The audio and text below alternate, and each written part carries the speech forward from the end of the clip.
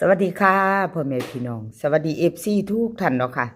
กลับมาพบมาพอกับเจตาพารวยคือเก่ามื้อนี้ในทางช่อง YouTube เนาะค่ะ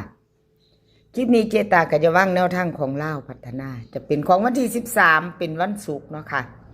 เห็นอยู่นี่เป็นประวัติของเจตาพารวยค่ะเป็นจังใดกันแน่เนาะมื้อคืนนี้วันที่11เนาะค่ะลาวพัฒนาออก181 3ตัวบน51ล่างค่ะเจตาผ้ารวยเข้าไปวิ่งรูดเข้าไป1 5ตัวกลับเนาะค่ะลาวพัฒนาออก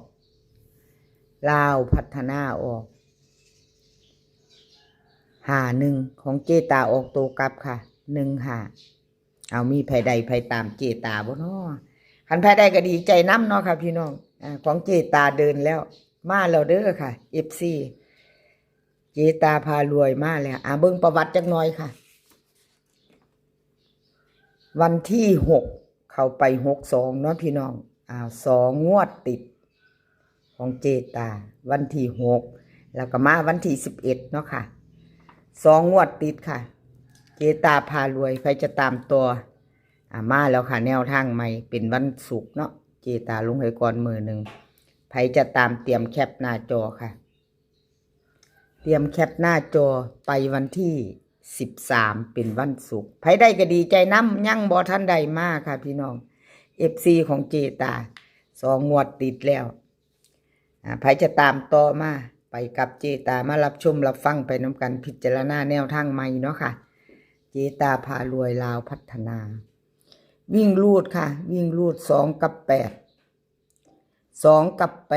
8 2ตัว4 หางค่ะ28728180เอามาตามต่อค่ะเว้าใหม่หยุดไปแป๊บหนึ่ง28278180ค่ะ2ตัว4 หางของเจตาเบิ้ลค่ะ22กับ88 3ตัว3 หาง827281 228ค่ะวิ่งรูดเจตาให้เด่นทอกันเด้อค่ะ2 กับ 8 FC 2 กับ 8วงกลมให้ทั้ง2ตัวเน้น2 หาง2ตัวค่ะ28กับ81 3ตัวเจตาเน้นให้228ค่ะเอาไผจะตามกับเจตาเตรียมแคปหน้าจอเนาะค่ะเตรียมแคปหน้าจอไว้เลขทุกตัวเอามาวางเพื่อเป็นแนวทางโปรดใช้วิจารณญาณในการรับชมเป็นอย่างสูงค่ะรับชมรับฟังเป็นเพียงแนวทางค่ะพี่น้องไผจะตามต่อก็แคปหน้าจอเนาะแคปหน้าจอไว้รุ่นกันใหม่กับเจตาพารวยไปต่อค่ะไปต่อเป็นของช่อชัยชาญค่ะช่อชัยชาญวันที่11ที่ผ่านมาค่ะพี่น้องขอโทษขออภัยแทนเพิ่นเนาะแนวทางเพิ่นบ่เดินบ่เข้าค่ะลาวพัฒนาออกวันที่11เป็นเมื่อคืนนี้181ค่ะ3ตัวบน5ล่าง51ล่าง2ตัวเนาะค่ะของเพิ่น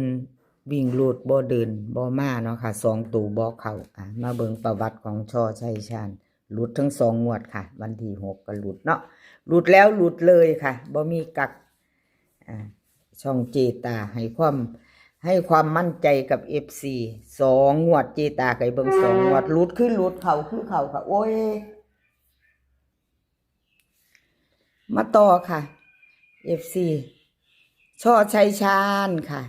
ลาวพัฒนาวันที่13ของเพิ่นวิ่งรูดเพิ่นให้มา6 กับ3ค่ะ2ตัว4 หาง63623130เบิ้ลค่ะ66กับ33 3ตัว3 หางค่ะ362631 630วิ่งรูดเพิ่นเด่น3เด้อค่ะเด่น3ตัวเดียวร่อง6 2ตัวเน้น2 หาง62กับ30ค่ะ3ตัวเน้นหางเดียว362ไปจะต่อกับเพิ่นกะแคปหน้าจอไว้ค่ะกราบขอบคุญขอบคุณช่อใจชาญค่ะที่ให้แนวทางมาวางทางช่องของเจตาเนาะกราบขอบพระคุณเป็นอย่างสูงค่ะค่ะบ่มีแนวทางกับบ่มีช่องเนาะพี่น้องบ่ว่าจะเข้าจะหลุดกะอยู่น้ำกันเนาะเพิ่นก็ให้แนวทางมาวางทางช่องของเจตาประจำเอามาไปต่อค่ะไปต่อเป็นของใคร เป็นของเลขรับน้ำโสมค่ะเลขรับน้ำโสมค่ะพี่น้องเมื่อคืนที่ผ่านมาเนาะเล่าพัฒนาออก181ค่ะ181 3ตัวบน51ล่างเลขรับน้ำโสมของเพิ่นวิ่งลูดบ่เดินเนาะค่ะบ่มาบ่มี2ตัวก็จับคู่บ่เข้าเนาะเจตาให้เบิ่งอีกงวดหนึ่งค่ะแต่วันที่6ที่ผ่านมา26เนาะค่ะบน2ตัวของเลขรับน้ำโสมเพิ่นเข้าอยู่ค่ะเพิ่นก็มาหลุดวันที่11เนาะมาหลุดวันที่11ขอโทษขออภัย FC แทนเลขรับน้ำโสมค่ะขออภัยแทนเพิ่นหลายๆเอามาไปต่อค่ะมาไปต่อเลขรับน้ำโสมเลขรับน้ำโสมเลขรับน้ำโสมลาวพัฒนาวิ่งรูด0 กับ 6ค่ะ0 กับ 6 2ตัว4หาง0 9 0 8 6 1 6 0ค่ะเบิ้ล00กับ66 3ตัว3หาง0 6 1 0 6 0 8 6 0 6ค่ะวิ่งรูดเพิ่นเด่นทอกันเด้อค่ะเลขรับนำโสม FC วงกลมให้ทั้ง2ตัวค่ะเน้นให้08กับ60ค่ะ3ตัวเน้นทางเดียว608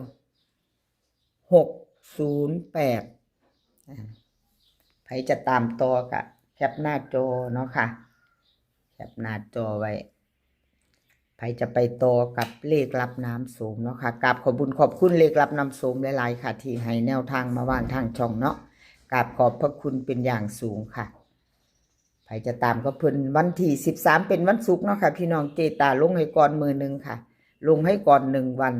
แคปหน้าจอไว้ลุ้นกันใหม่ไปโตเนาะกับเลขรับน้ำโสมมาไปโตกับเลขล็อกอุดรค่ะล็อกอุดรก็หลุดไปคือกันค่ะพี่น้องหลุดแล้วหลุดเลยเนาะชัดเจนล็อกอุดรกับขอโทษขออภัย FC แทนเพิ่นค่ะที่แนวทางขึ้นบ่เข้าบ่เดินเนาะ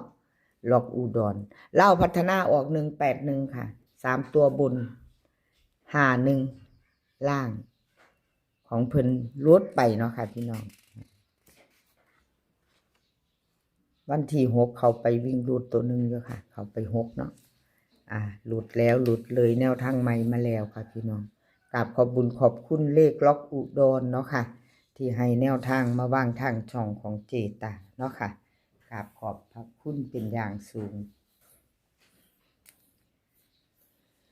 เลขล็อกอุดรเนาะลาวพัฒนาวิ่งรูดค่ะเพิ่นให้มาวิ่งรูด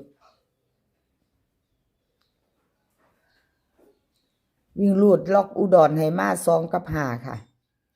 2ตัว4หาง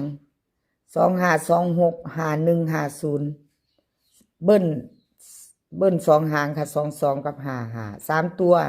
3หาง5 2 6 2 5 1 2 5 0ค่ะวิ่งรูดล็อกอุดรให้มาเด่นทอกันค่ะ2กับ5วงกลมให้ถึง2ตัวสายวิ่งสายหลุดไปจะตามต่อพิจารณาวิ่งหลุดของเลขล็อกอุดรเนาะค่ะเน้นให้2หางค่ะ25กับ50 3ตัวเน้นหางเดียว250ค่ะใครจะไปต่อกับเลขล็อกอุดรก็แคปหน้าจอเนาะค่ะกราบขอบคุณเลขล็อกอุดรหลายๆค่ะที่ให้แนวทางมาวางทางช่องขาดบ่ได้คือ FC เนาะค่ะพี่น้องFC ผู้เพิ่นเข้ามาเป็นกำลังแรงใจให้เจตาเนาะค่ะมากดไลค์กดแชร์มาคอมเมนต์แล้วก็FC เนาะค่ะผู้เพิ่นมีน้ำใจมีน้ำใจที่เพิ่นมีน้ำใจที่จะให้มาก็เจตาจะลงเบอร์โทรเนาะค่ะในคลิปนี้แล้วต่อไปคลิปของสมใจ FC ผู้เพิ่นมีน้ำใจเนาะค่ะก็ติดต่อมาทางเจตาจะให้เบอร์โทรไว้เบิ่งเบอร์โทรก็มาหลังบ้านเจตาเนาะค่ะกับขอบคุณ FC ทุกท่านเนาะค่ะถ้าเห็นเบอร์โทรเจตาก็ ติดต่อมาได้เนาะพี่น้อง FC กับขอบคุญขอบคุณหลายๆค่ะคลิปนี้ขอให้พี่น้องโชคดีค่ะโชคดีกับลาวพัฒนาเป็นวันศุกร์ที่13โชคดีกันทุกคนมื้อนี้ขอให้มีความสุขขอให้สุขภาพร่างกายแข็งแรงกันทุกคนเนาะค่ะเดินทางไปไสขอให้ปลอดภัยเดินทางไปขอให้มีโชคกลับมาขอให้มีชัยคลิปหน้าพอกันใหม่ค่ะคลิปนี้ก็สวัสดีค่ะ